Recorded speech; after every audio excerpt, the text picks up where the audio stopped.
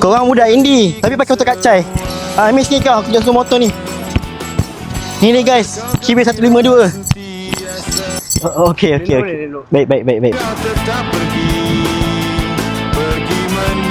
Menggunakan reka bentuk klasik dengan tangki kat depan, nampak macam dia cafe racer modern. Menggunakan enjin 149cc, mampu menghasilkan 11 horsepower. Motor ni tak laju sangat lah, sebab budak indie ni bukan pentingkan kelajuan pun, dia pentingkan gaya.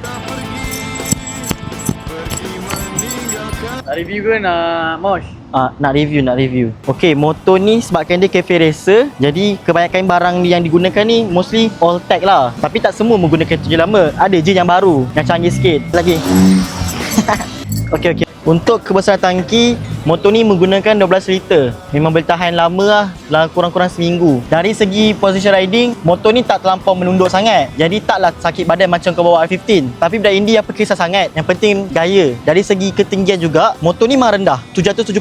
So kalau kau perempuan pendek ke kan, laki pendek ke, memang boleh bawa motor ni. Jadi, pada budak-budak indie, korang berminat tak dengan motor ni? Kalau korang berminat, isi BBU di bawah sekarang, okey? Wazah!